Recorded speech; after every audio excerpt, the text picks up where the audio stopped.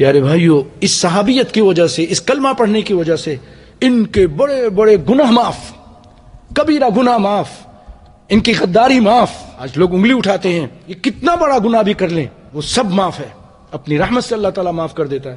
حاطب بن ابی بلتع ایک صحابی ہیں، ان کا ایک قصہ بیان کیا ہے کہ نبی صلی اللہ علیہ وسلم نے جب فتح مکہ سے پہلے اس پہ حملہ کرنے کا ارادہ کیا تو آپ نے پلاننگ بنائی کہ حملہ کریں گے، لیکن اللہ سے دعا کی کہ اللہ اس خبر کو اندھا کر دینا ان لوگوں کے لیے، مکہ والوں کو پتہ نہ چلا کہ ہم کیا پلاننگ کر رہے ہیں۔ حاطب بن ابی بلتع نے یہ، کیونکہ اصلی مکی نہیں تھے، مکے میں آ کر کسی کے ساتھ معاہدہ کر کے ایگریمنٹ کر کے رہ رہے تھے کسی قبیلے کے ساتھ، مسلمان ہو گئے۔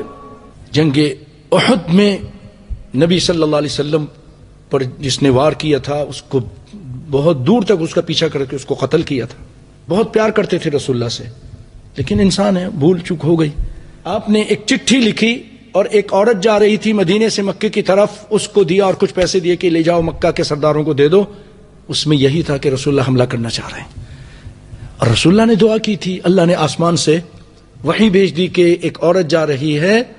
آپ صلی اللہ علیہ وسلم نے علی کو بلایا اور سیدنا زبیر کو بلایا اور ایک اور صحابی کو، تین کو کہا کہ جاؤ، ایک عورت وہاں جا رہی ہے، تم کو ملے گی، اس کے پاس یہ پرچی ہے، یہ چٹھی ہے، اس کو لے آؤ۔ تیزی سے گئے، اسی جگہ ملی جہاں آپ نے فرمایا تھا، نہیں سچی بات تھی۔ پکڑ لیا اس کو، کہا چٹھی نکالو، کہا نہیں میرے پاس کچھ بھی نہیں، انکار کیا۔ سیدنا علی نے سختی کی اور کہا نکال ورنہ ابھی یہ کر دیں گے۔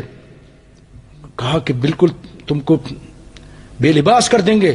کہا تم مسلمان ہو، ایسی بات کرتے ہو؟ کہا ہاں، ہمارے نبی نے کہا تمہارے پاس چٹھی ہے، تم دے نہیں رہی ہو، جھوٹ بول رہی ہو، تو پھر ہمیں سختی کرنی پڑے گی۔ وہ ڈر گئی پھر، اور علی جب شیر خدا، اللہ اکبر، فوراً نکال کے چٹیا کے نیچے سے نکال کے دے دی۔ یہ لوگ واپس آ گئے، نبی صلی اللہ علیہ وسلم کو لیٹر دیا۔ قربان چلے جائیں رحمت للعالمین صلی اللہ علیہ وسلم، جلد باز نہیں تھے، غصہ نہیں، بہت حلیم اور بردبار تھے۔ ہمیں یہ سیکھنا چاہیے، اور یہ چیزیں اپنے گھر والوں کے ساتھ بھی کرنا چاہیے، ماں باپ، بھائی بہن، سب کے ساتھ نرمی والا معاملہ۔ آپ نے فرمایا ابو بلتع کو بلا لیا، حاطب بن ابی بلتع کو۔ بلتع، حاطب یہ کیا ہے؟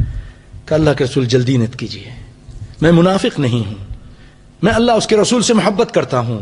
اللہ کے رسول یہاں جتنے مہاجرین رہتے ہیں ان سب کے رشتہ دار جو کافر ہیں وہاں ہیں، اور جو ان کے بیوی بچے ہیں وہ ان کے کافر رشتہ دار ان کی حمایت کرتے ہیں۔ میرا کوئی نہیں تھا، میں چاہتا تھا اس طرح میں احسان کر دوں تو اس وجہ سے وہ میرے بیوی بچوں کا خیال رکھیں گے۔ سیدنا عمر نے کہا اللہ کے رسول مجھے اجازت دیجیے، میں اس کی گردن اتار دیتا ہوں۔ اور بھائیو یہ غداری تھی، یہ فوجی راز تھا جو انہوں نے افشا کیا تھا، اس کی سزا موت ہوتی ہے۔